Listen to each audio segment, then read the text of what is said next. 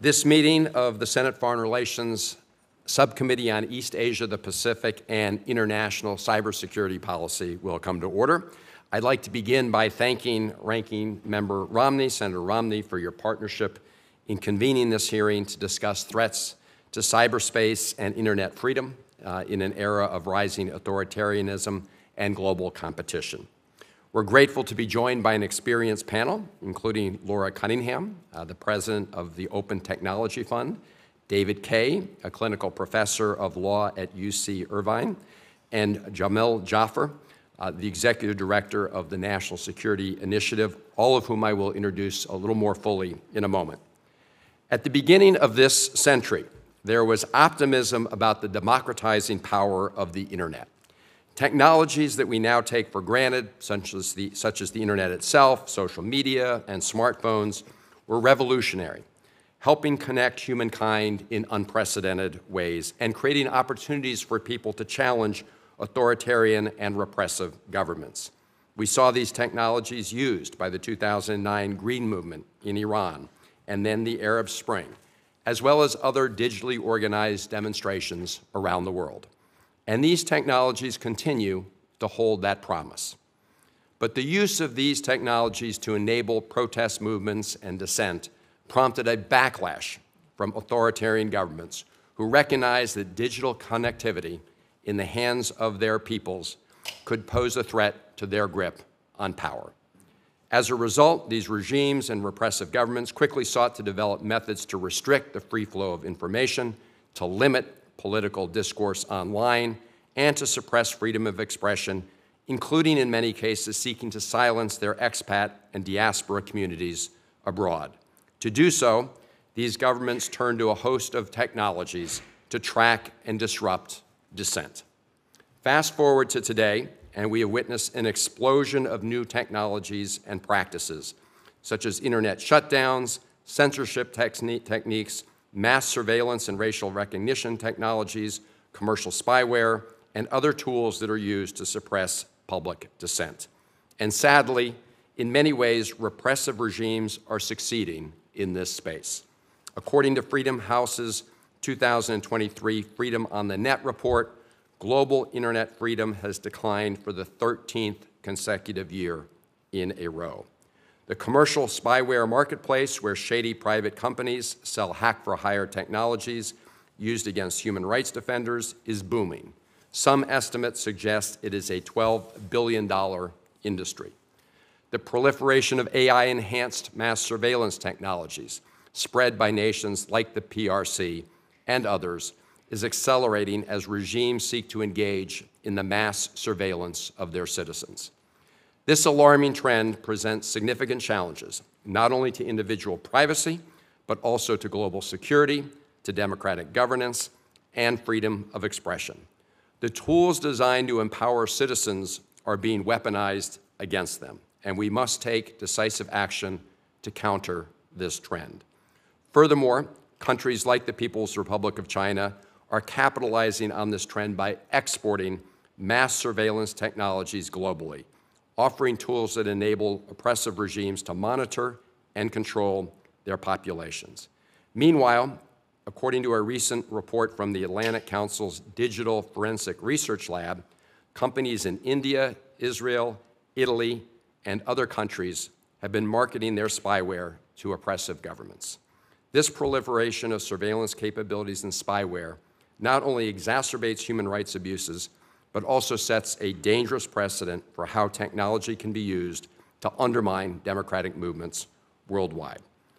These threats are already being keenly felt by civil society organizations who seek greater transparency and accountability from those in power, and if left unchecked, they will continue to have a chilling effect on dissent and undermine privacy and democracy movements worldwide.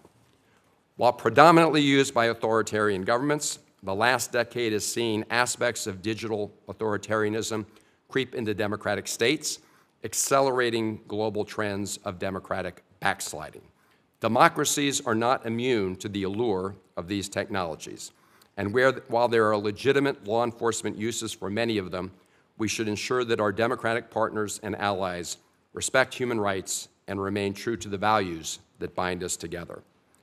As authoritarian and repressive governments deploy technologies to suppress dissent, we need to find ways to counter their efforts so technologies can be used in a way that sustain and support democratic values and norms rather than undermine them. This includes initiatives to strengthen internet freedom and combat internet censorship, better protect activists, journalists, and human rights defenders from cyber threats, harassment, and abuse, sanctioning companies that sell spyware to authoritarian regimes that use it to prey on their citizens, and shaping emergency technologies like AI-powered mass surveillance technologies so they deliver services that are in line with our values. I want to applaud the Biden administration for taking a series of actions in this space designed to stem the tide of digital authoritarianism. On internet freedom, the administration has worked closely with the Open Technology Fund to provide tens of millions of dollars to enable tens of millions of people living in autocracies to use virtual private networks and other technologies to circumvent government censorship. And on commercial spyware, the administration has used many of the tools in the executive branch's toolkit, including executive orders, sanctions, visa restrictions, export controls, and diplomatic agreements to tackle an industry that is out of control. These efforts to protect the free flow of information are crucial to keeping pace with the rapid advancement of technologies designed to crack down on political dissent. We must continually assess the effectiveness of government action and adapt our strategies to combat these threats to democracy and human rights. Congress should also consider how we can best direct and empower the executive branch to tackle these issues. Every year, the State Foreign Operations Appropriations Bill funds internet freedom programs at the State Department, as well as the Open Technology Fund, but we must think creatively about what other legislative tools we can deploy to counter these growing threats. As we navigate the challenges of digital authoritarianism, we must remain vigilant, for the technologies designed to connect us can easily become instruments of oppression. If we do not act now, we risk descending into an Orwellian nightmare where surveillance and control overshadow our fundamental freedoms. I'm glad that we have an excellent panel here today to help us think through these issues and what Congress could potentially do about it. Before I turn it over to the panel, let me turn it over to Ranking Member Romney. I do want to take this opportunity to again thank him for his partnership on this subcommittee. It's been good to team up with him on a number of pieces of legislation, some which have passed already, some which have not yet. But thank you, Senator Romney, for your leadership and your service. And with that, let me turn it over to you. Thank you, Senator Van Hollen, and witnesses for being here today. I likewise am disturbed by the threat posed by technology, and particularly in the area of cyber intrusion, warfare, oversight, spying, and so forth. I guess it's no surprise that that systems that are in conflict, free nations versus authoritarian nations, would find that the competition goes beyond air, land, and sea, and is now also in cyber. You have to count me, however, as skeptical that there's something we can do to prevent the bad guys from doing bad things. It strikes me that they will use every tool available, and now there's a whole host of new tools associated with cyber and AI and quantum and so forth that they see as vehicles to do what they want to do. I don't know if there's any way we can prevent them from doing that other than by developing tools ourselves that are superior to theirs and staying ahead.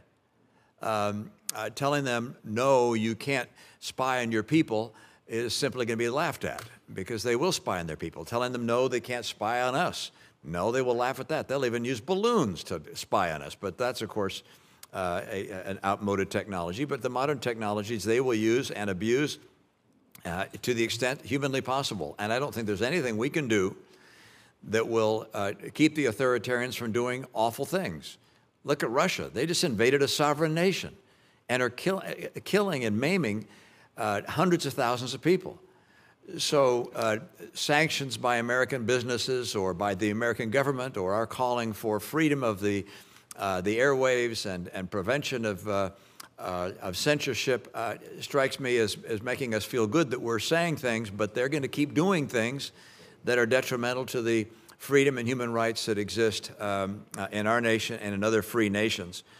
So I'm very interested in hearing what you all have to say about what actions we can take to do a better job securing our freedoms and preventing the authoritarians from taking advantage of the technologies that are suddenly available to them.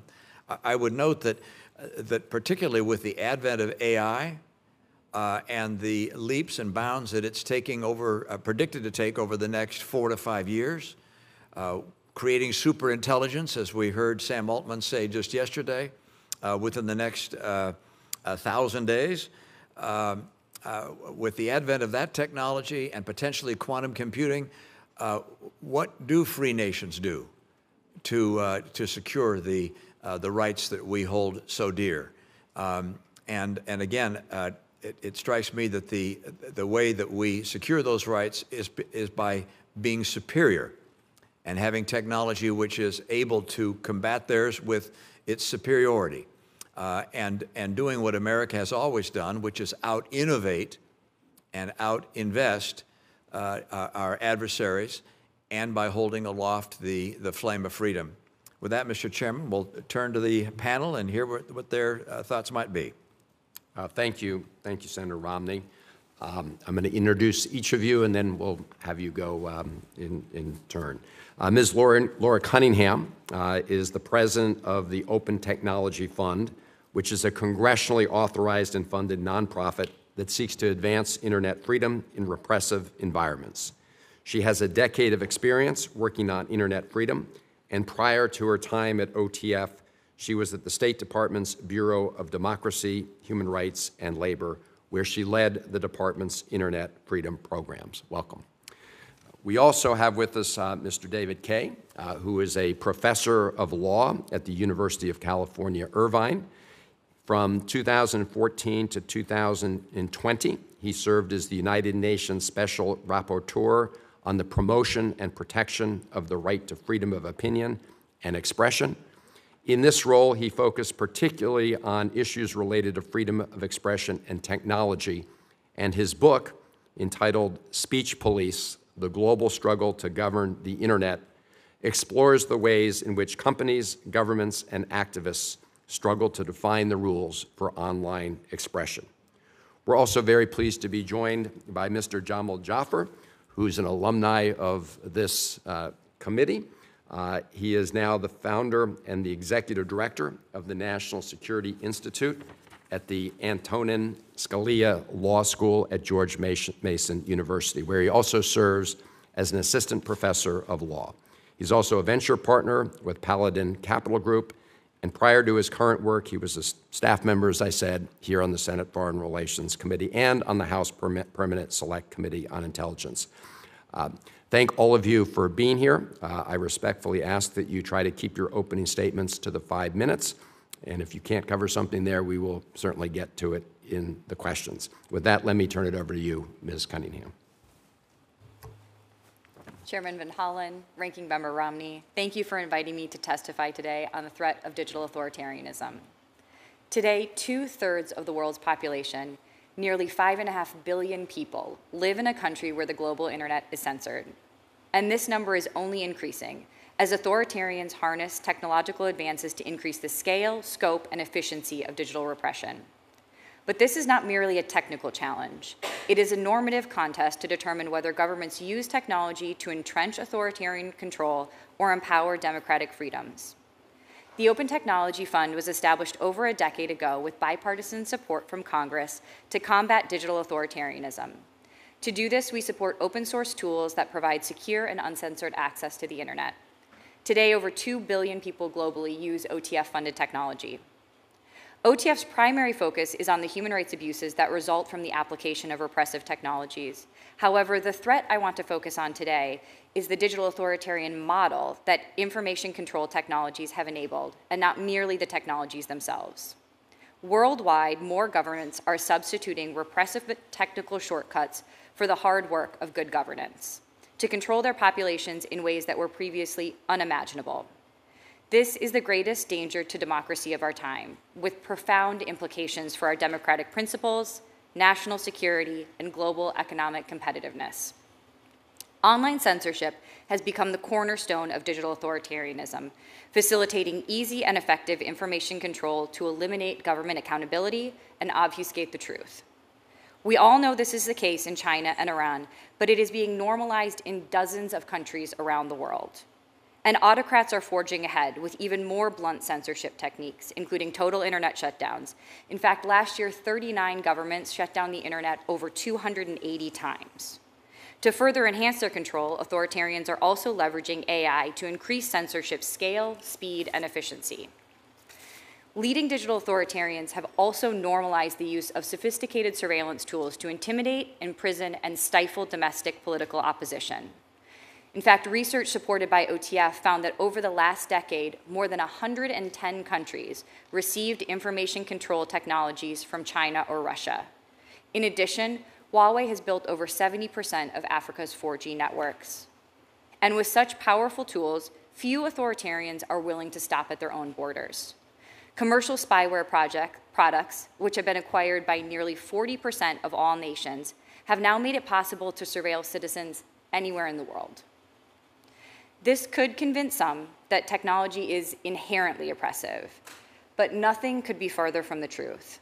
The internet offers extraordinary potential for global connection, inclusive democratic participation, and economic growth at a speed and scale unprecedented in human history. The reality is that a free and open internet meaningfully improves the lives of billions of citizens around the world. It is clear that the true appeal of the digital authoritarian model is not its supposed benefits to citizens, but its simplicity. It's cheap and easy to be a digital authoritarian. To counter the spread of this model effectively, we must raise the costs while also offering a positive democratic vision in exchange. Autocrats have purchased their hold on power by spending billions of dollars to control what people can say, share, and access online. While the United States and our allies cannot match these investments dollar for dollar, we must proportionally increase our efforts to make digital authoritarianism more difficult, more expensive, and less effective. First, we need to increase our investments in internet freedom technologies to reduce the efficacy of repressive tools. People living under authoritarian regimes are our greatest ally in this cause, and we must ensure they have the tools to combat digital controls for themselves. This is why OTF supports technologies that counter even the most advanced forms of censorship and surveillance. Second, we need to empower civil society coordination to bring it in line with the speed of authoritarian information sharing. In many countries, civil society organizations are working in isolation to identify and mitigate digital threats. There is an urgent need for better coordination. Beyond the tangible benefits to those under attack, this coordination significantly increases the costs of authoritarian control. And the private sector must engage as well. They are often excluded from important markets unless they make unreasonable accommodations that conflict with their stated values. It's in all our best interest to keep global markets open and fair without sacrificing our principles. Members of the subcommittee, we must counter this challenge where it originates, in China, Iran, and Russia. We must also advocate for a better model where it is spreading. The United States and its allies must advance a positive vision for a global internet that reinforces our democratic principles. We can show that it's possible to protect national security without undermining human rights and our democratic values. The challenges posed by digital authoritarianism are daunting, and the path to a competing model is hard, but it is unquestionably worthwhile. If shown it is possible, most countries will opt for forms of digital governance that protect human rights. But we need to lead the way. If we don't, China and Russia certainly will. Thank you, and I look forward to your questions. Chairman Van Hollen, Ranking Member Romney, distinguished members of the subcommittee, thank you for the invitation to speak before you today. My written testimony explores how authoritarianism and global competition over cyberspace are putting extraordinary strains on human rights, democracy, and U.S. national security. focusing on commercial mercenary spyware. Here I will limit myself to the following summary points. First, the commercial spyware threat is real and deeply intrusive.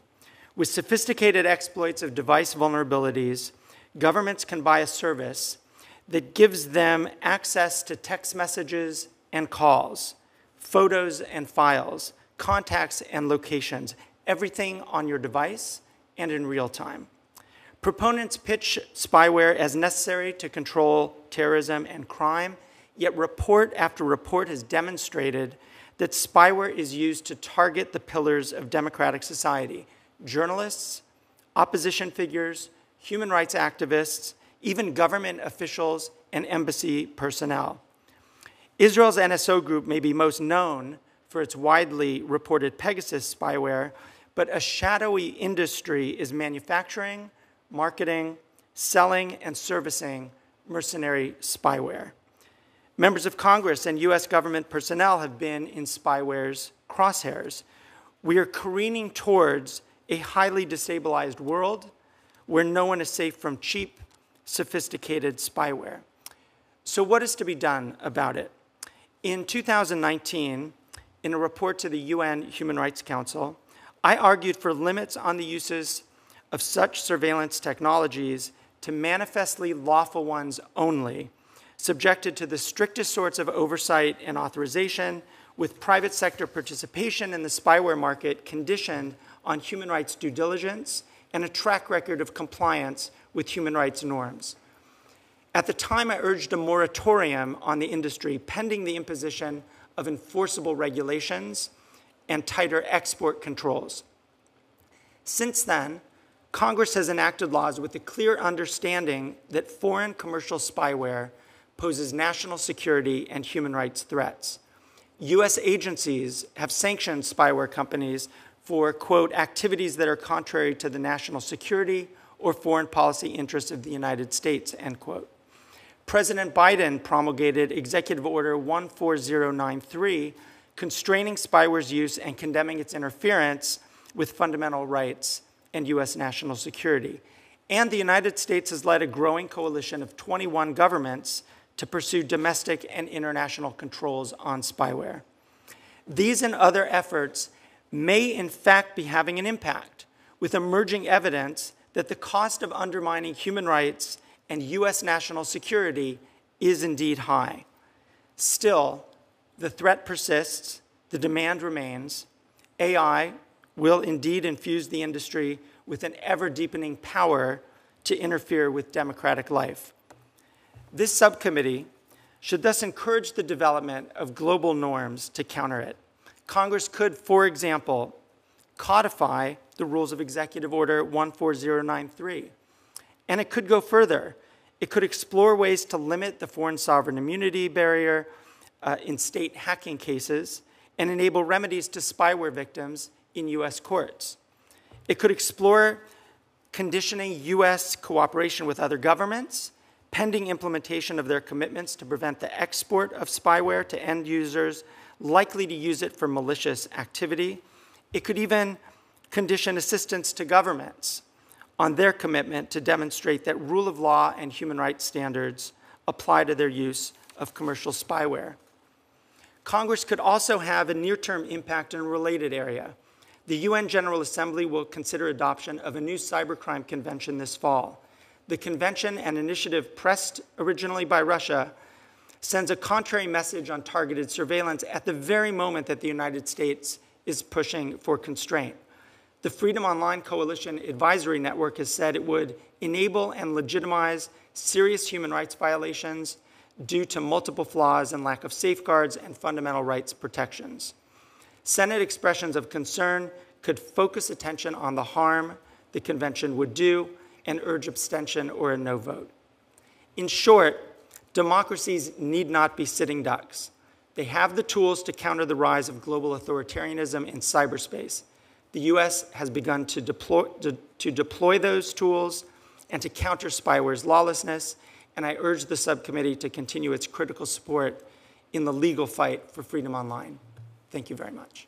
And thank you. Mr. Jaffer. Chairman Van Hollen, Ranking Member Romney, thank you for holding this hearing.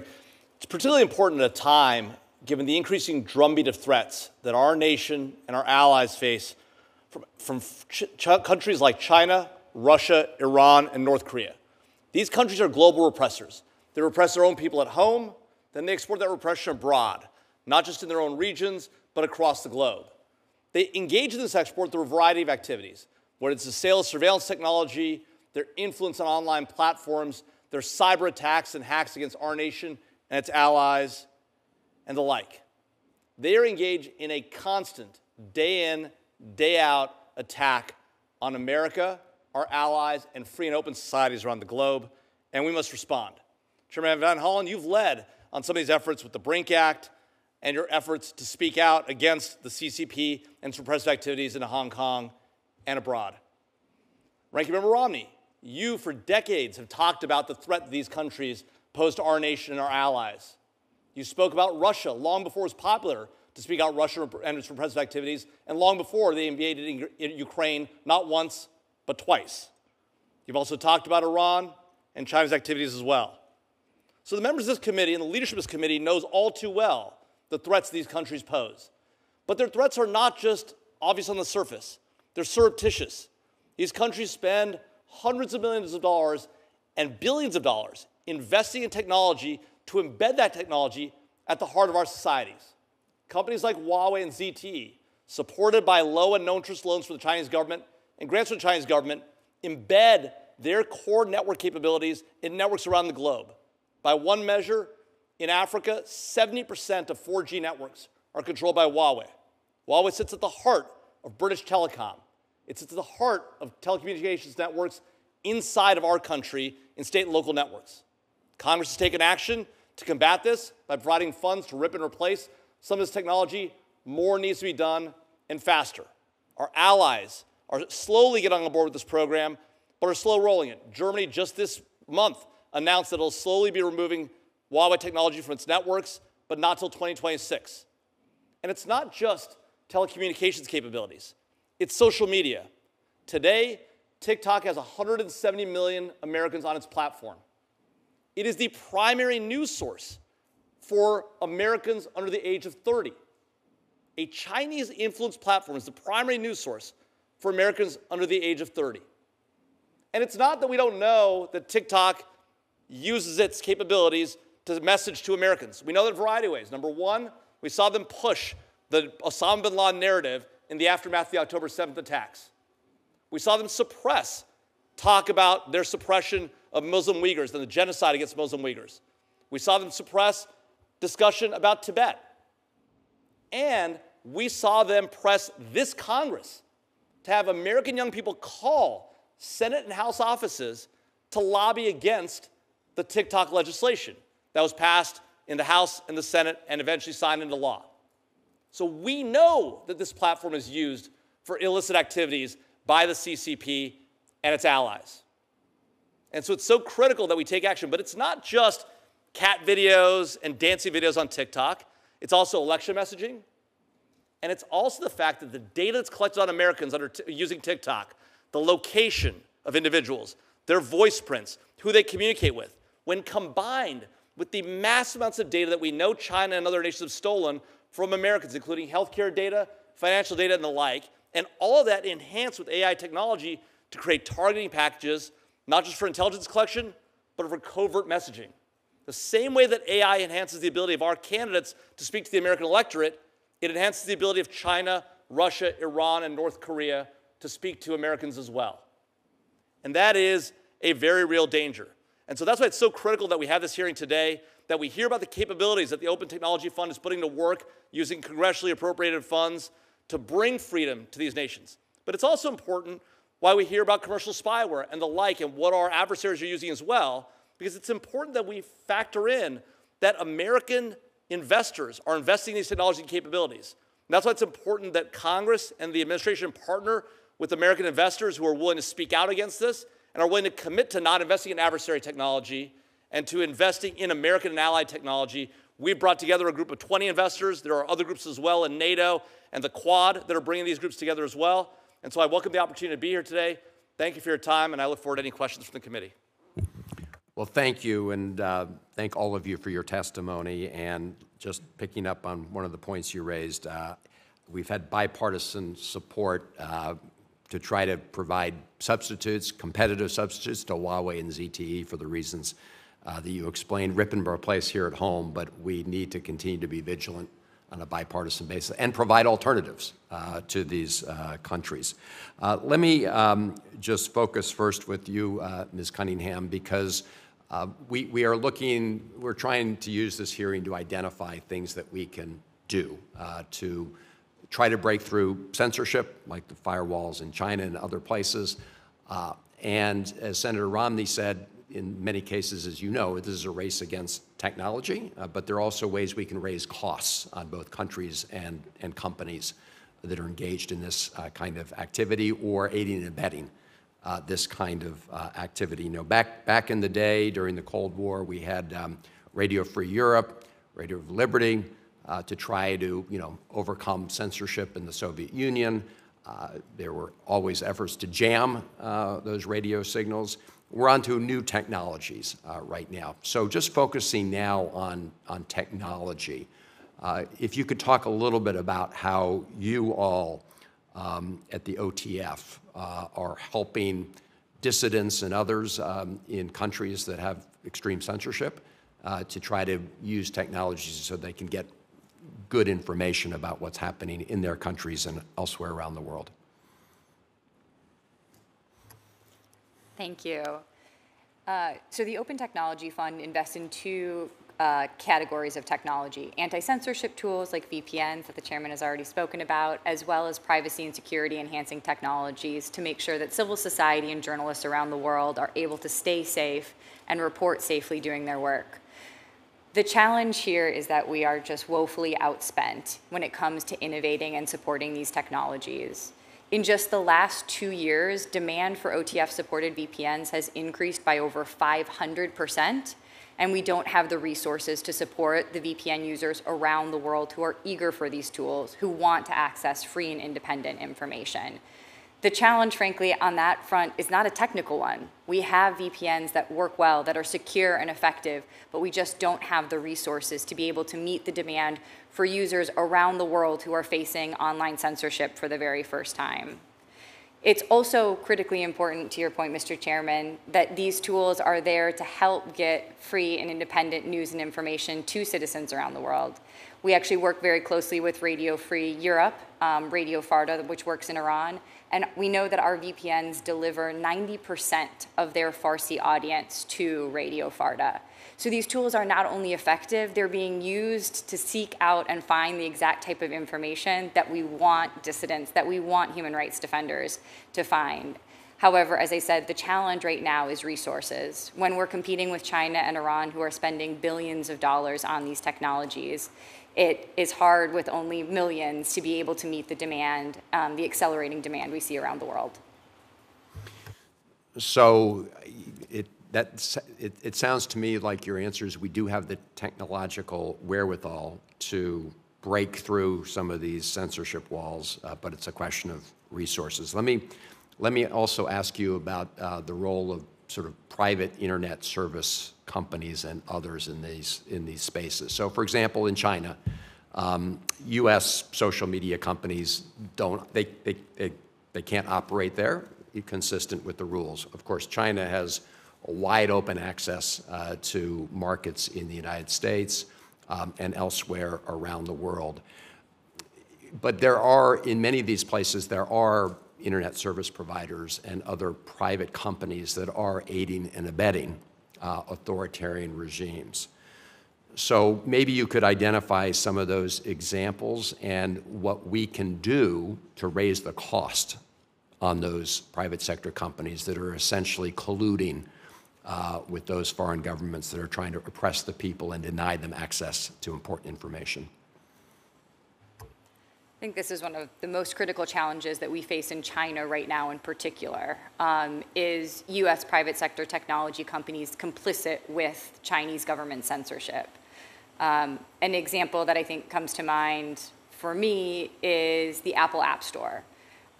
We know that at the request of the Chinese government, Apple has removed independent news and information apps like Radio Free Asia, for example, from the Apple App Store in China, preventing Chinese citizens from accessing that information. But they've gone further than that. They also remove, based on requests from the Chinese government, most internet freedom technologies. So if you are a Chinese citizen in China, you can't access the VPNs that I just described. You can't access the secure information and communication technologies that the US government is supporting because Apple is actively removing them from the App Store. So finding ways to increase both the transparency and cost for those companies to remove US-funded internet freedom technologies, but also independent news and information is critical in ensuring that Chinese citizens can continue to access this information. I appreciate your raising that example, and we're looking at ways to address it. We need to also make sure that if, for example, another company comes in and just replaces Apple, that they don't get the benefit of that market share without being somehow penalized from their entry into other markets. So thank you for raising those issues. Senator Romney. Thank you, Mr. Chairman, and thank you to the individuals who've spoken with us this morning. I would imagine that if I were an authoritarian like Xi Jinping, I'd use these tools exactly the way he's doing them.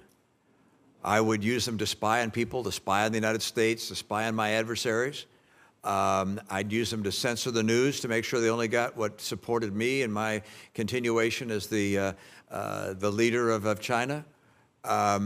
So when I hear discussion of, we need to establish norms and let them know they're breaking norms, or an expression of, expression of concern by the United States Senate, if I were Xi Jinping, I'd laugh.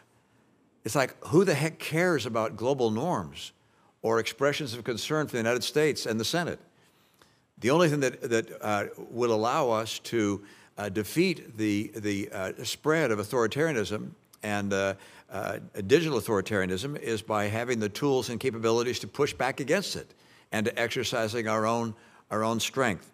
Am I wrong in that assessment? I mean, it just strikes me. I'll turn to you, Mr. Jaffer. It strikes me that the pathway for us is to lead in technology, to push back against the Huaweis. I mean, to eliminate the Huaweis from our systems and TikTok from our system, get them out, and then work to help replace them in other places, and to have the rest of the world recognize this is a battle between freedom and authoritarianism. And they're going to do all these things because our norms they laugh at, and their norms we find reprehensible. But that's where we are. Am I wrong? And I applaud the work that you're doing to provide additional sources for information. But I look at what the Russians are doing and the Chinese, but particularly the Russians, with all their bots overwhelming our systems. They're so far ahead of us in these things. That's one more that I take on. But Mr. Jaffer, help me on this. It strikes me that most of what we're talking about just doesn't make sense unless it's, hey, stay ahead of them, use our technology to identify them, and kick them out. No, Senator Romney, you're exactly right. The idea of sort of strongly worded letters from the Senate or from our diplomats or the like are not going to get this job done. What is going to get this job done is providing people who want freedom in those countries access to news and information the way that the Open Technology Fund is doing, and ensuring that we're investing here at home, that we're building the best and most awesome technology here at home. I mean, look, if you look around the world today, we are the leaders in AI, but that position is not guaranteed. In fact, if we adopt the approach that the Europeans have taken, which is regulate, regulate, and regulate, right, we're likely to lose that edge. So we need to avoid overregulation here. We need to incentivize investors here in the United States and innovators here in the United States. You know, there's a reason why the world wants to come here to the United States. It's because we have the most productive system of the allocation of capital around the globe. And protecting and preserving that economic liberty is critical to the effort to fight authoritarianism around the globe, right? It's not just that we're going to have a free and open society, so we've got to take advantage of it, double down on it. And that's why also ensuring that our investors are not investing in Russia, in China, in Iran, and North Korea. All too many American investors take the benefit of investing in China and getting that advantage. But the truth is, those investments are terrible. Those investments ultimately lose money. And in the long run, the right approach is to invest here, invest in our allies, and invest in trust, safety, and security. And so we believe that there actually is an investment thesis around investing in the U.S. Senator Ricketts, you're an innovator. You've worked in this space. You've helped develop startups. Senator Romney, you've done this at Bain for a decade. That is what it's about. It's about the allocation of capital. And until we recognize that all too many Europeans and the European system views us as the enemy, views our technology companies as the enemy, when in fact we're actually the innovators who are creating this space and these opportunities, I think at the end of the day, what we've got to do, to your point, Senator Romney, is double down on that and avoid the strongly worded letters. And the last point I'll make is, if we're worried about what's happening in the cyber domain, the best and most effective way to succeed in the cyber domain is to push back against what Russia, China, and Iran are doing. And until we respond to their activities here in our country and attacking us and our allies, they're not going to get the message. I haven't got quite enough time to turn to the next question, but I got to try it nonetheless. Please be brief, because I took a long time. And that is, and I guess I'll do it in the second round. I'm looking, I've got 19 seconds. So I'm not, that's not fair to you, Ms. Cunningham. We'll come back and address it in a moment. Thank you. I apologize. I think I used up too much of your time, Senator. I apologize. Very helpful. To the newest member of our committee, Senator Helming. Thank you, Chairman. I would start by thanking you and the ranking member in this committee for the work it's done and the legacy you both in this committee have. You've taken a global competitiveness and security issue, and from my experience in financial services, healthcare, and state government, the work that this committee does on the global level has had real impacts, as Mr. Jaffer mentioned, to the work that state governments do to better prepare for the global threat and our critical institutions like healthcare, utilities, and otherwise. Mr. Jaffer, I'm going to pull on a string you left in your testimony there, if I may, and to the ranking member's question. It's clear that the U.S. government has much ground to cover to compete with the PRC and technological innovation. You've mentioned the need for additional capital, which would include more robust funding for research and development to emerging technologies, cross-collaboration with the private tech sector, as a means of advancing our interests in national security in the cyberspace. How do you envision the U.S. cyber deterrence strategy when the legal parameters and international norms do not address the current bad behavior of our adversaries, including the PRC and Russia? Thank you, Senator Helmy. Look, I think that today the level of activity we've seen on American systems is sufficient to enable us to push back if we wanted to. And that pushback can come in the form of cyber options, or it can also come in the form of other options, sanctions or the like. Today, America's intellectual property has been stolen to the tune of billions of dollars a year, trillions total. And as a result, that damage alone to our economy and the threat it poses to our national security is enough to warrant more aggressive, active pushback in the cyber domain. I think the norms are there. We're choosing not to take advantage of them. Thank you. Mr. Kaye, in light of the upcoming election, the subcommittee's work obviously is going to pivot on the critical response to enduring the challenge of curtailing authoritarian regimes that seem to have no constraint on their digital oppression at home and their efforts abroad. What hopes do you have for future administrations to properly address the use of commercial spyware, particularly by our authoritarian adversaries? Thank you for that question, Senator Helmy. And that also gives me an opportunity to respond in part to Senator Romney's point. So I'd want to make two points here. The first is that although I share the concern very much about Chinese repression at home and its export of its repression abroad, I think it's important to see the moment that we're facing as a moment in which we have a very cheap availability of tools that are spreading well beyond the states that have that kind of power. And so there is a range of steps, actually, that the Congress has already been taking, actually at a normative and at an operational level, let's say, to deal with the threat of foreign commercial spyware. And I think that's actually important, and there's quite a bit to build on there. The second point that I wanted to make is maybe to give a defense of norms for a moment, because I do think that while there is a kind of battle in the trenches right now that's a technology battle and is also a geopolitical battle, it is also a normative battle. And that normative battle is a vision of a free and open internet on the one side, the one that I think we all share, and a vision of one that is all about state control. And it's not just a question of those norms being adopted by UN resolutions and so forth. It's a question of those norms being essentially embedded in our laws, and the Congress and the State Department and others pushing for those norms to be a part of our allies' laws so that their own use of this technology and their own export of the technology is constrained by rules. So I see a connection between norms, which I agree in the abstract don't mean that much, but norms that are actually operationalized, I think there's quite a bit of room, and there's actually quite a bit to build on from both what Congress has done and what the Biden administration has done in recent years. Thank you, Mr. Kaye. That concludes my questions. Thank you, Chairman. Thank you. Senator Ricketts. Thank you, Mr. Chairman. The use of cyber warfare, both in peacetime and armed conflict, has become a reality. Over the last 20 years, Russia has developed its capabilities, trained its hackers, advanced its capacity to undertake a wide range of cyber operations. Since Russia's illegal invasion of Ukraine, Russian hackers have breached Ukrainian telecom systems and executed multiple cyber attacks on the Ukrainian government. Despite these efforts, Ukraine has proven resilient. While the odds seem to favor Russia's dominance in cyberspace, they haven't prevailed against Ukraine, and Ukraine has largely maintained its presence online. Banks have remained operational, lights have remained on. Unlike the cyber attacks of 2015 and 2016 that caused blackouts, electricity and information continue to flow.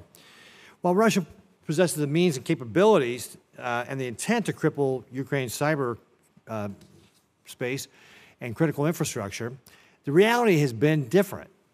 Their efforts have not been successful. So, Mr. Jaffer, why hasn't Russia succeeded? Why haven't they been able to bring Ukraine to its knees from cyber attacks and turn off the power and so forth? What do you attribute Ukraine's success to? Well, I think a few things, Senator Ricketts. One, I think that we did do a lot of work ahead of time, working with Ukraine to get it stronger, get it more defensible. A lot of the capabilities the Ukrainians are deploying today are American technologies, built by American technology companies that have been hardened against these type of Russian attacks. So that's one, I think, answer to why Russia's been less successful than we would hope. I think the second piece of it is, frankly, that the Russians have not embedded as deep as they might have in the Ukrainian networks and delivered the capabilities they could have delivered early on in this conflict. And so Ukraine was able to get their stuff out more rapidly than I think the Russians expected. It's true in the physical world, and it's been true in the cyber world as well. And I think there's a lesson for that for the United States. We rely so much on our technological networks that we can identify ahead of time if the individual, if the private sector and public sector are able to partner effectively, we too can defend ourselves against these type of threats in a more effective way than we are today. So do you think, I'm interested by what you said there about being embedded. Is this something where Russia was not looking at Ukraine as much as maybe they're looking at the United States, or is there a lesson here for us with regard to what else we need to be doing with regard to rethinking our strategies, our cyber strategies? Well, I think that we know how deep the Russians and the Chinese are in our networks. Just over the past year, we've heard a lot about how deeper the Chinese have gotten and the fact that they're deploying actual disruptive and destructive capabilities in American systems through this Volt Typhoon set of attacks. So we know that they're doing it. We know that they're getting in place. Now, whether the Russians deploy those kind of capabilities, which we know they have, as deep in the Ukrainian networks or not is unclear. They clearly didn't use them. We've seen the Russians use destructive attacks in the past. We know they have the ability to wipe out systems. So I think the answer here is twofold. One, when we identify these capabilities on our networks, we've got to get them out. We've got to deter them from putting them in the first place, which we're not doing effectively because we're not really pushing back against Russian, Chinese, Iranian, North Korean attacks.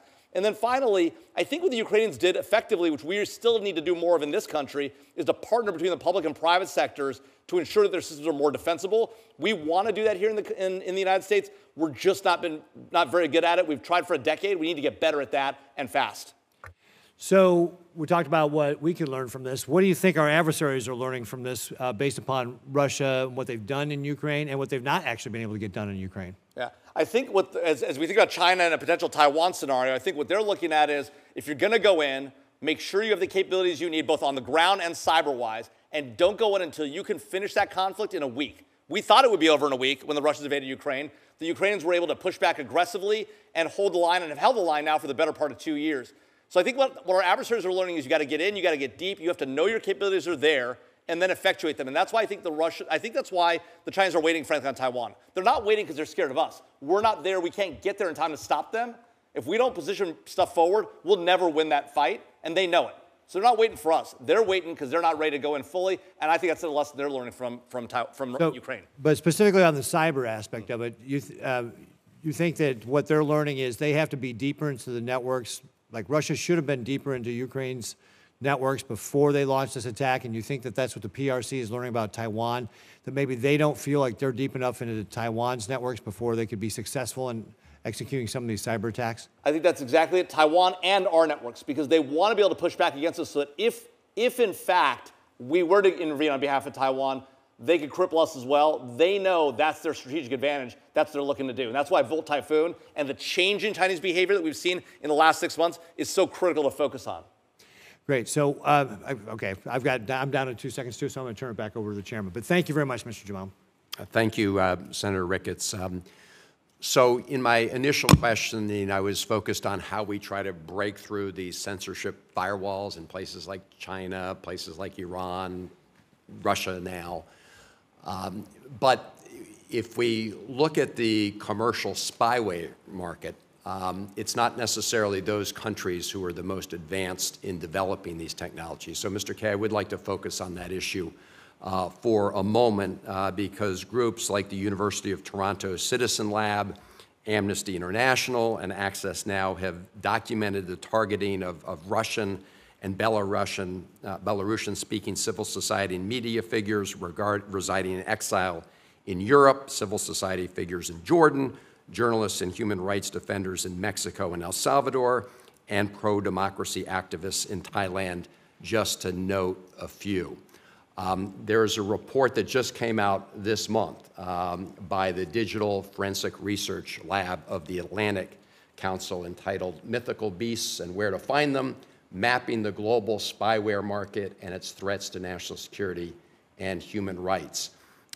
They identify companies in India and Italy and Israel as being some of the main sources of selling this spyware to regimes around the world. It also goes on to say that this is a very thriving market and there are a lot more actors joining this. I think the one that got early attention, of course, was when NSO technology was used by the Saudis to essentially track and monitor Khashoggi's fiance at the time, leading ultimately to his death.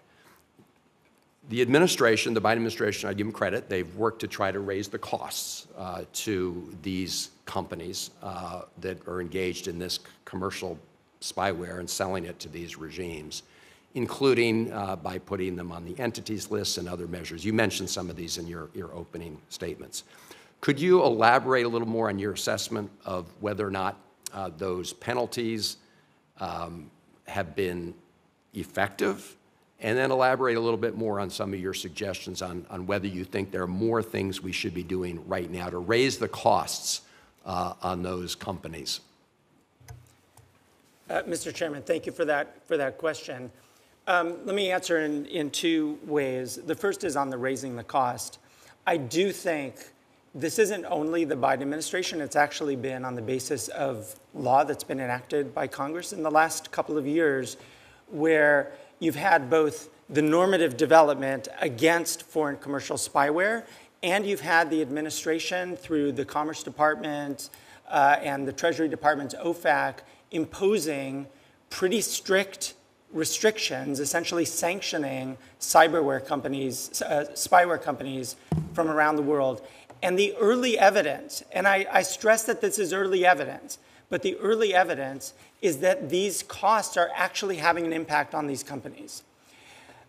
We see that in a number of areas. We see that in reporting. We see that in the change that some of the companies are undergoing. So I think there is a movement, although, again, it is early.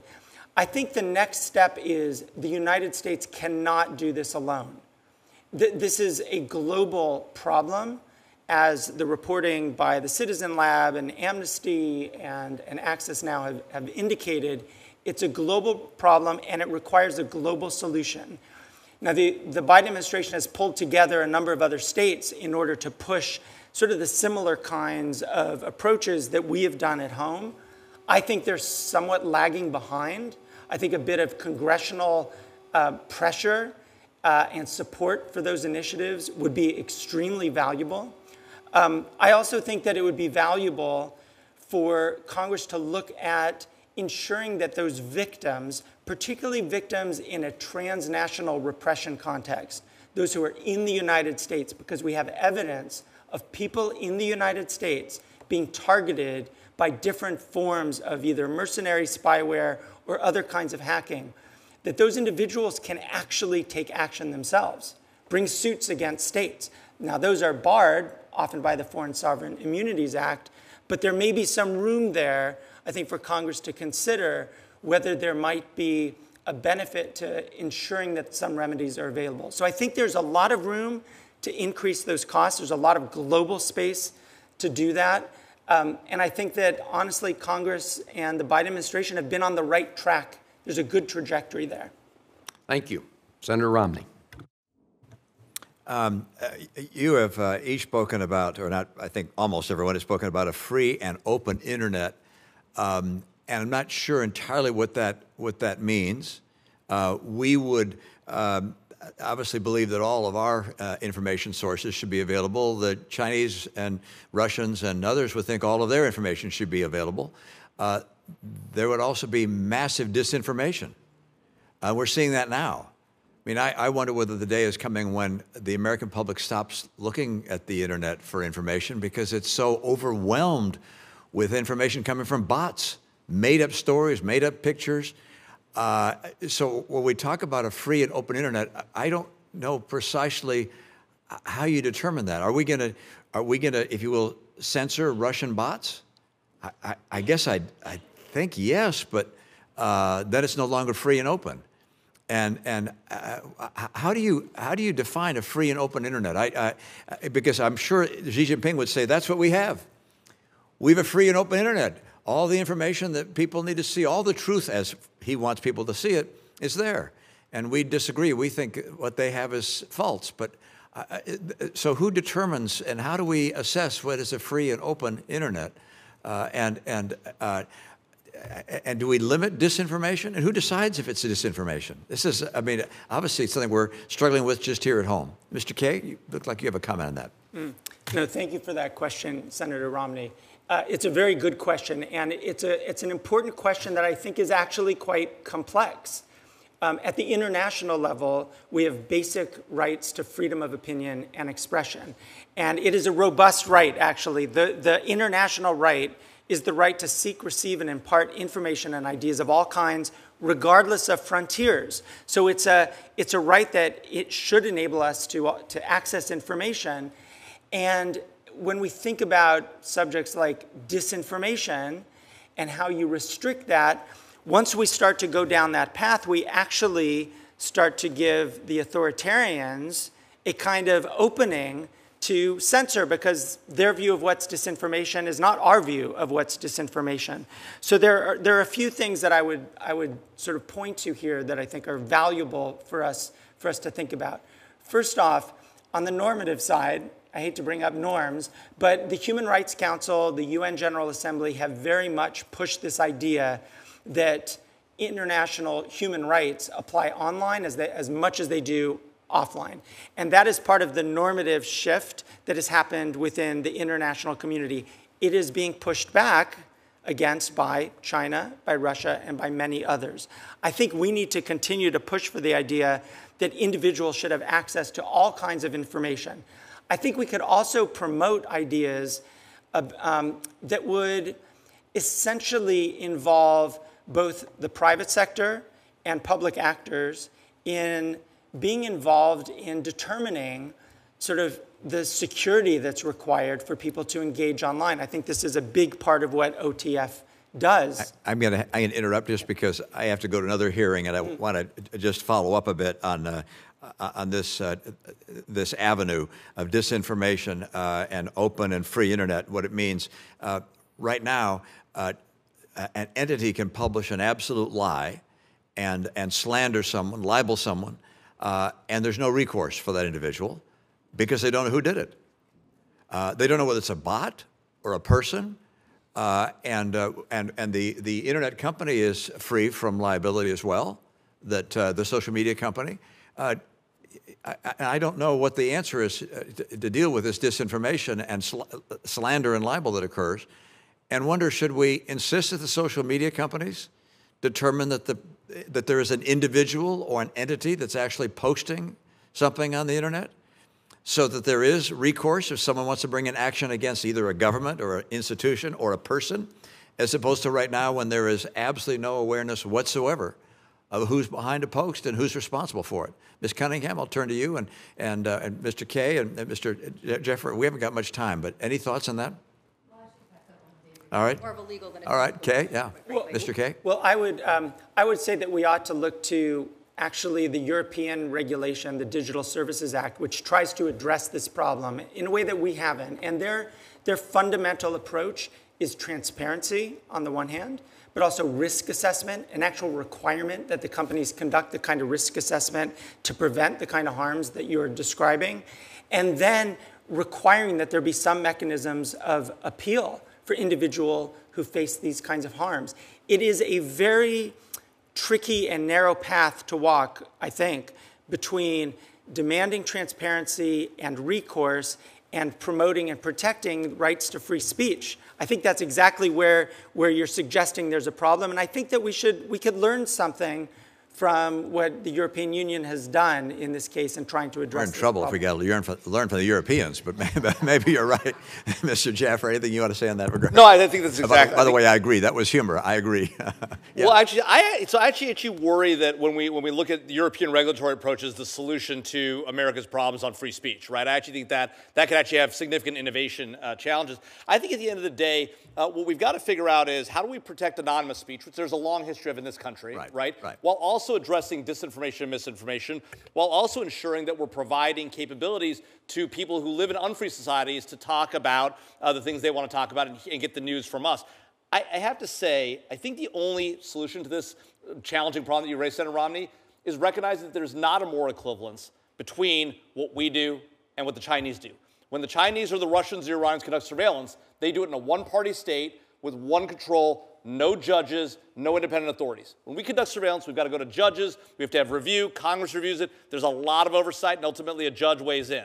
And so at the end of the day, I think that's the difference. It's not the same when we talk about their disinformation versus ours, or our legitimate information versus theirs. There's a fundamental distinction, and when we all embrace that fundamental distinction, I think at the end of the day, it's fine to put in place rules that require disclosure of names addressed to somebody who's violating American or, in the right case, European law, right? And it's okay to say, no, China, Russia, you can't get that same thing because you're an authoritarian society. It's just a different system, and it's okay to say when they do it, it's different, and when we do it, it's okay. Thank you, Senator Romney. Senator Ricketts. Thank you, Mr. Chairman. All right, Mr. Jaffer, I want to pick up our conversation. One of the things you said in our first round of questioning was we need to push back harder against Russia, China, Iran. Talk to me. What are some of the specific steps you think that we need to do to push back harder on these bad actors? Well, look, Senator Ricketts, we're talking about cyberspace on this. Yeah, fair enough. So the same theory actually applies to the real world as well. For all too long in the cyber domain, we've accepted that China steals billions of dollars a year, trillions of dollars in total of American intellectual property. We've accepted that the Iranians and North Koreans both conducted destructive attacks in the United States back in 2015, right? Las Vegas Sands and the Sony Corporation, right? We've accepted that. We haven't pushed back. We haven't hit their systems. We haven't taken other actions in the real world, whether you don't have to respond in cyber, right, with a cyber activity. You can respond in the real world to a cyber attack, but we haven't responded. We've taken it on the chin over and over again. And what that does is it creates more risk. It incentivizes bad actors to try and test where our boundaries are. Now, it's clear that some of them know where some of our boundaries are. We haven't seen a major takedown of our energy grid or our banking system, even though we know some of the most capable actors, China, Russia, have that capability, right? And we've seen, although it got close with Colonial Pipeline, right, with Russian sort of supported ransomware actors. So we know there are some bounds that they recognize. The problem is that if we don't hit them back and we don't do it in a way that's public, that we can't effectively then deter our adversaries or their friends from coming back against us. And we've just taken our weapons off the table. We don't talk about the red lines and we don't enforce them. So when you're talking about hitting them back, are you talking about we should conduct cyber attacks against them? And I think one of the reasons we don't do that is so we preserve our capabilities so they don't know what we can hit them with. Right. But are you also talking about like sanctions? I mean, are you talking about, like, what are the specific things you say, hit them back? How do we hit them back? I think all of the above, but let's talk about cyber capabilities, because I think that's a really good point, and you're exactly right. Too often we say we don't use cyber capabilities because we don't want them to know what weapons we have. But the same is true in the real world, right? There are a lot of weapons we keep secret, we keep classified. But there's a lot of weapons we talk about that we have and we use, right? If we're gonna effectively deter, you gotta talk about where your red lines are. You gotta talk about what you're gonna do if those red lines are crossed. You gotta talk about the capabilities you have to enforce those red lines. And then, last piece, when those red lines are crossed, you gotta enforce them. We don't do any of that. We don't talk about capabilities. We don't talk about red lines. We don't enforce them. And so it's no surprise that our adversaries are testing our boundaries. They don't know where they are and they don't know what we're gonna do. And then when it happens, we don't do anything. All right, I want to go back to this other thing, too, because we talked about Ukraine and Russia attacking them and not being successful. And you said it was with American technology, American companies helping out, right? So why do you believe that our systems are so much more vulnerable than Ukraine from a Chinese attack or a Russian attack, if they wanted to do that? I think a couple of reasons. One, we're innovating rapidly here in the United States. So as we deploy new capabilities, they're not necessarily built with trust, safety, and security in mind at all times. I think that's a key thing. We've got to incentivize that kind of behavior. And that comes both from investment, but also from light touch regulation. The government can use the way that it spends its money to get companies that sell to the government to build more trust, safety, and security in their systems. And then finally, I think that in the United States, it's harder for the public and private sectors to partner, right? There's a lot more challenges to it. The private industry is afraid of regulation. They're afraid of lawsuits. The government itself is afraid of giving classified information to the private sector, right, and giving it its scale to the private sector. We've talked about it for decades. We haven't done it effectively. Those problems are a lot less true in other countries, including Ukraine, where the public and private sectors work a lot more closely together. Okay. And again, I'm kind of running out of time here, but can you just talk about what are some of the most critical steps that the U.S. needs to do, and I'm looking for specific things we can do, to be able to enhance our cyber capabilities to successfully be able to deter the PRC? Well, I think, one, we've got to spend a lot more on those cyber capabilities. We are underfunding our Defense Department across the board, including in the cyber domain. We've got to give them the best cutting-edge capabilities. We've got to get them to lean forward. They also, for their part, have to be willing to buy and build with the private sector effectively. All too often, the government says we're going to build it ourselves internally, or we're going to buy from the 5 defense contractors we'll always buy from. We've got to break that mold when it comes to emerging technology. We're not going to be able to do this without cutting-edge startups. And as an investor in startups today, I can tell you it is very hard for a startup. You know this, having done this in Nebraska. It's very hard for startups to sell to the government. It's a no-win. They want to do it. They can't do it. And at the end of the day, I think that if we continue to overregulate, if we take the European model, Digital Services Act, Digital Markets Act, GDPR, right, which a lot of people think we're behind the Europeans, we're actually ahead of the Europeans. If we adopt European regulations, all that will do is harm the ability of the U.S. to innovate and allow our best player, take our best players off the field. That is a terrible idea, right? The reason why Europeans don't have great innovation, they overregulate it right at the jump. We should not make that mistake, particularly not in the AI domain. Great. Thank you very much, Mr. Schaffer. Thanks, Senator. Thank you, Mr. Chairman. Thank you, Senator Ricketts. So I just want to follow up on some of these particular issues. First of all, thank you, Mr. Schaffer, for mentioning the issue of protecting American IP. Years ago, I passed a bill, authored a bill called Protecting American Intellectual Property Act, along with former Senator Sass, which is trying to get away from the fact that companies' only recourse sometimes is to go to court in the United States, right, against foreign actors, where even if you get a good decision, it's hard to actually enforce. The idea is to give the U.S. government more tools where you have a pattern of theft of intellectual property of strategic value that we can go after and sanction them. We need to use that tool more effectively. I do just want to say, with respect to international norms, I agree with you, Mr. Kaye, they're important. It's not, I don't think anyone's under an illusion that we're going to convert, China to our way of thinking, or Iran. But what we can do is try to raise the costs and increase the benefits to countries in the rest of the world to follow the norms of like an open internet, or not engage in selling of commercial spyware, or whatever it may be. And that has value. If we're talking about sort of digital authoritarianism and our efforts to combat it, we've got to create these rules of the road, try our best to do that, and then work very hard to try to enforce them through both carrots and sticks around the world. So I think that's what we're really focused on here.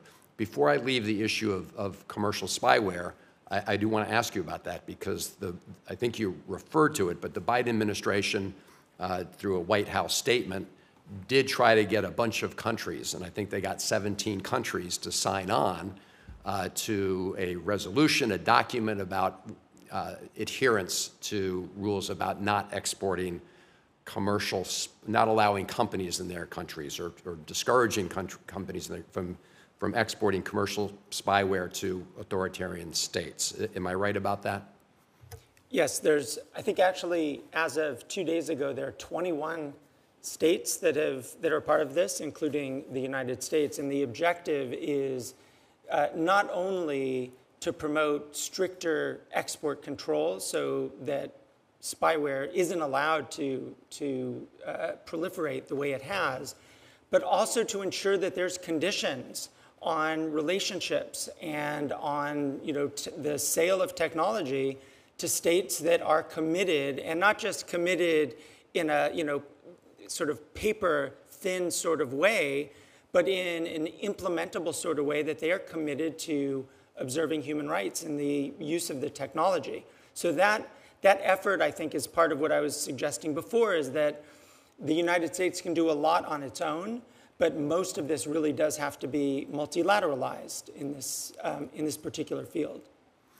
Well, I don't know which additional countries just signed on, but I do know that the 3I countries, as they say, India, Italy, and Israel, that were identified in this Atlantic Council report were not part of the original 17. Are they part of the 21?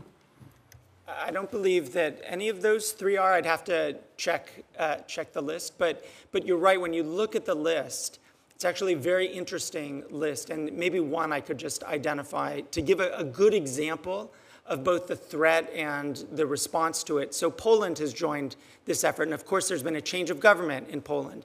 The previous government engaged in pretty massive spying on journalists and opposition figures within Poland. And the new government, the newly elected government from last year, has begun to sort of peel back what actually was taking place. And they found that there were literally hundreds of individuals who were targeted with Pegasus spyware. And they have taken the decision that there needs to be accountability for that use. In a sense, they're modeling something that the United States is encouraging. And in a way, they're modeling it to other states. They're not modeling it just to us because as Jamil said, we have the rule of law in the United States, and we need others to demonstrate that they have it too. So I think it is really not just a question of having states sign up to this statement on its own, but it's having them sign up and do the things like Poland is doing to actually demonstrate that they mean business and they mean accountability. And what would you suggest the United States do for countries that choose not to participate in this? We talked about some of the things we can do with respect to companies, right, by putting them on the entities lists, or visa sanctions on individuals who work for companies. But how about at the country-to-country level? Yeah, I mean, on the export side, I think there's quite a bit that the United States can do to encourage compliance. It's difficult. It's difficult in part because, as you noted earlier, the spyware industry is a massive industry that is incredibly remunerative and economically beneficial to the countries where they're headquartered. So we're sort of fighting against that. But I do think there are kinds of conditions that the United States can impose.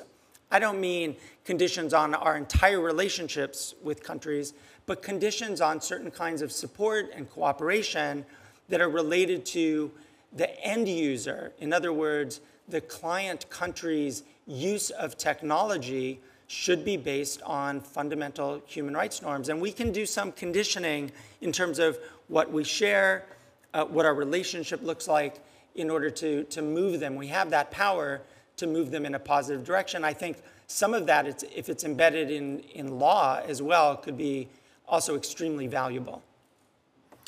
Thank you for that. I want to turn briefly to the tools for mass surveillance, right, which we see in use in China, and China, of course, also making available for export to other countries that want to adopt these a lot of these tools. Now, obviously, facial recognition has some beneficial uses that can be used with proper guardrails and rules with respect to law enforcement.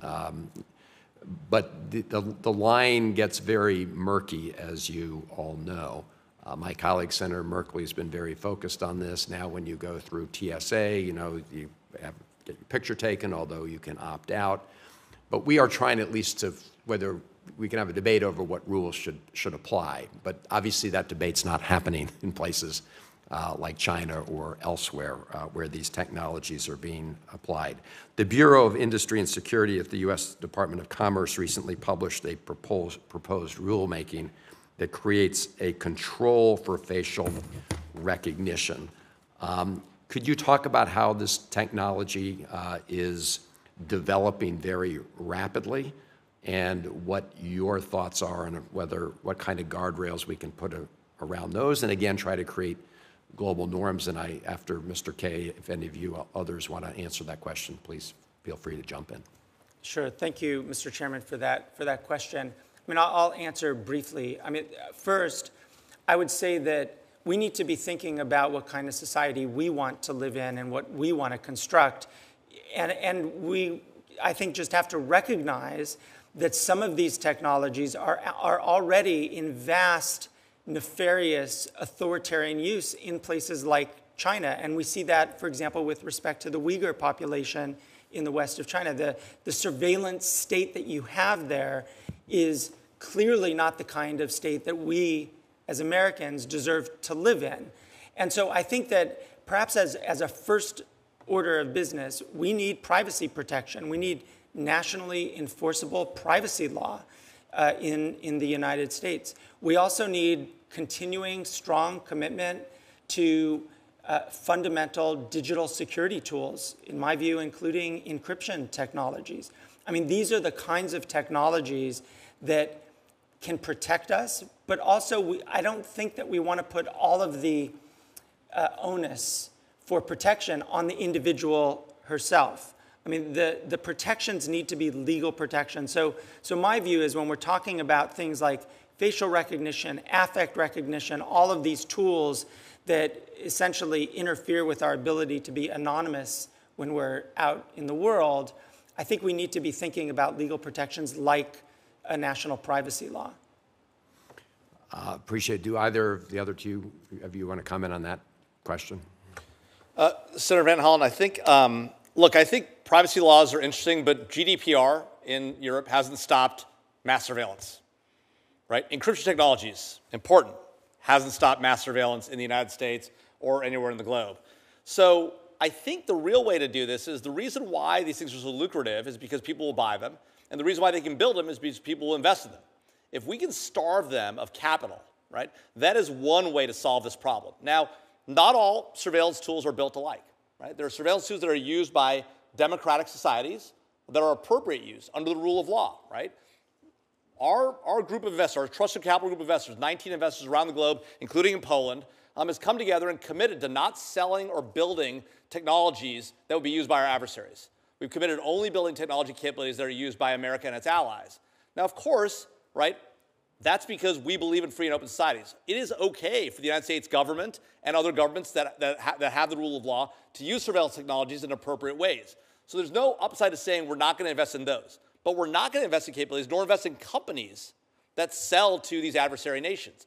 And so if you have investors making those kind of commitments and saying, we're going to bake trust, safety, and security into our tools, we're going to follow the NIST framework, we're going to follow these AI frameworks and the like, and we're not going to invest in adversary technology, that's the way to starve some of these companies who build these technologies of capital. Now, other capital providers will of course, step in. China, Russia, Iran, sovereign wealth funds may step in. But then the government can take action against those. So there's an appropriate space for the government to act. There's an appropriate space for private capital to act. And the question then just becomes, can we convince other private capital actors to get in this and to ultimately build and buy technology that's actually protected, secure, and capable? Thank you. Starting with you, I think, Mr. Kaye, on this legal question, but again, if our other witnesses want to answer it, please feel free to do so. Last month, the UN Ad Hoc Committee on Cybercrime adopted the UN Convention against Cyber Crime, setting up a critical role, a critical vote in the UN General Assembly, I believe, later this year. I think we can all recognize that there would be benefits of having a common understanding across nations for what is considered a cybercrime. But critics of the draft text have raised concerns about this treaty, that it would put at risk privacy and data and the safety of dissidents, journalists, and activists around the world. I believe that it was Russia that first put forward this draft. I believe the United States and others have pushed back against certain provisions and changes have been made, but the question is whether the changes that have been made are adequate to address the concerns about privacy and continuing to expose dissidents around the world to unfair use of the terms of the draft treaty. First of all, as the Biden administration considers its ultimate position on the treaty, could you clarify for the committee what issues the current draft presents as it relates to potentially being used and abused by autocratic countries to legitimize digital repression? Thank you, Mr. Chairman, for that question. So you're absolutely correct. I mean, this was a Russian initiative originally to put forward a global cybercrime convention. Of course, there already is a cybercrime convention, the Budapest Convention on Cybercrime. And at a strategic level, I would say that because the Budapest Convention, which admittedly has some of its own sets of problems, has stronger protections for human rights, also for states that want to resist abusive uses of cross-border legal procedures, that we should be encouraging states to join the Budapest Convention, not to join this new UN Cybercrime Convention. And I think the proof of the problems, to a certain extent, in the Cybercrime Convention is the array of industry, of companies, of civil society that have expressed really grave concerns and actually have expressed grave concerns about this convention as it was being negotiated for the past several years. I would just give one little example, and the example is the convention defines something known as serious crimes according to how severe the penalty would be for that. But if a matter is identified as a serious crime, it provides a state with the ability to request data, including personal data, subscriber data, and others, across borders. And I think that is something that puts in the hands of authoritarians, including governments like Russia, the ability to seek information and to weaponize their law in a transnational sense that is just deeply, deeply problematic. And certainly it's problematic at this particular moment when, as the subject of this hearing indicates, there's a very serious rise of authoritarianism in cyberspace. So my view is that at the very least, the United States should abstain when this comes to a vote. But more generally, strategically, we should be encouraging states to join the Budapest Convention. Thank you. Do either of the other witnesses want to comment on this? Ms. Cunningham. I think to Ranking Member Romney's point about kind of norms versus technology, this goes back to that for me in that I think it's critical that we are investing in both of these areas. Certainly it's the case that we are not going to get China and Iran and Russia to start implementing a democratic internet. But my bigger concern from a technical perspective is that they are actively promoting their norms around the world. The Cybercrime Convention is a great example of that, but we see it from a technical perspective as well. China, Iran, and Russia are engaging in technical standard-setting bodies as well to try and fundamentally even redefine what the internet looks like from the inside out, trying to undermine interoperability, trying to undermine security. It becomes even more critical that we're thinking about norms from a legal and policy perspective, but also a technical perspective when we know these other governments are investing time, money, energy in terms of trying to redefine what the internet looks like itself. Thank you. Yeah, Senator Van Hollen, I agree completely with what Mr. Kaye and Ms. Cunningham have said on this topic. I think the idea that the U.S. spent the better part of 3-4 years actually creating a separate process to develop this treaty, have an existing convention that we're part of, and then now has sort of changed its position is odd. And I'm hopeful that when it comes to the General Assembly here in the next few days or next few weeks, that there will be a different outcome. And I think Ms. Cunningham's point is an excellent one, which is, the role that these unfree countries, China in particular, but Russia, Iran, North Korea as well, are playing in some of these bodies, whether it's the UN Human Rights Council or, ITC or the like. There are a lot of organizations that are setting standards and rules in key areas of technology where they're able to get the jump on us and then embed the kind of tools, the kind of rules that would then empower Chinese technology to get in. I think that's very problematic. That's why it's so critical that the U.S. government's already on this issue. They're putting a lot more of our people in these spots. But it's also important to bring American industry in as well. American industry is so critical to these standard-setting bodies that it's got to be a partnership between the government and industry. Simply putting more government people in these seats is part of the answer, but it's not the only answer. Thank you. So it's your view that if the United States had to vote today on this treaty up or down, that you would at least abstain. Is that, I'm understanding your answer correctly? I'd vote against it. Yeah. So we're coming toward the end of the hearing, but I do want to just give each of you a chance to cover any issues that you think that we've overlooked, both in terms of the issue itself, but most importantly, recommendations that you can make to us as a Congress. Obviously, the administration can use the tools available through executive action. Mr. Kaye, you've already identified some additional legal changes that we might consider here, but I just want to give you all that opportunity. I do also, if you could, this issue of standard setting bodies, international bodies, is really important because it's part of the conversation about the normative battle. I mean, it's not disconnected from that. It's directly connected to that because that's actually where the rules get put into place that govern the international use of these technologies. So maybe as you answer this question, you could also just point out where you think at this particular moment we need to be doing more with respect to those international standard-setting bodies. As you said, Mr. Jaffer, the administration has increased its focus on this, trying to deploy more people there, but this is an ongoing battleground. So this is just an invitation really to make whatever sort of closing remarks you want to make, Ms. Cunningham, and then we'll just go down the line. Great. I will start by saying I think we've debated a lot about technology and norms today, and I think it's critical we do both. I think to try and choose one of the two would ultimately mean that we fail in this endeavor. I think when it comes to staunch authoritarians like China, Iran, and Russia, we need to find ways to raise the cost by investing in novel technologies that can help protect the human rights and also provide anti-censorship and security capabilities to citizens domestically so that they can push back on authoritarianism where it's starting.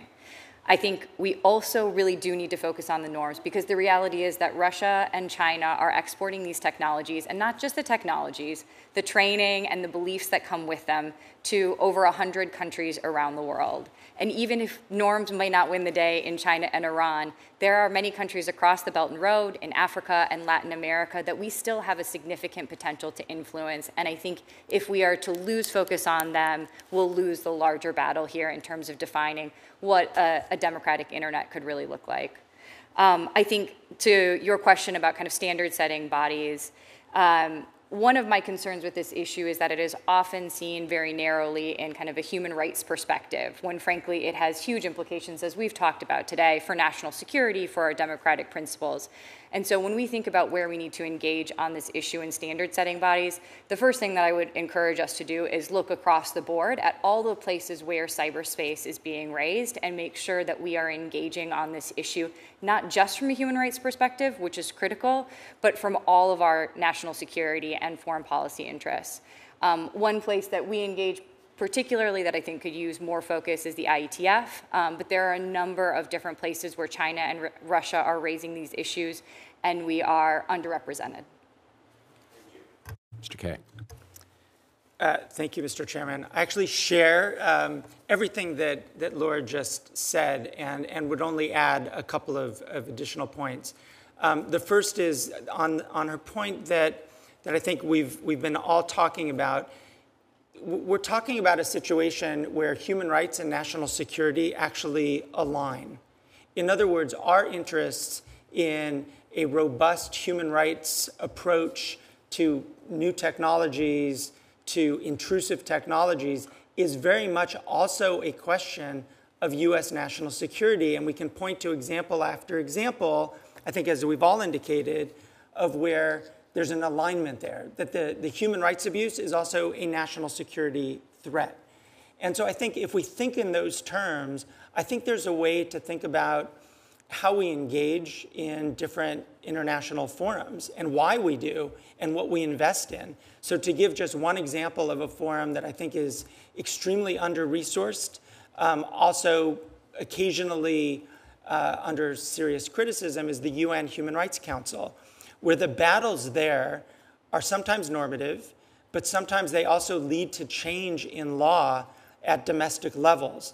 And I think that's a space where the United States, as it has actually over the last few years, has increased its voice there, could continue to do so.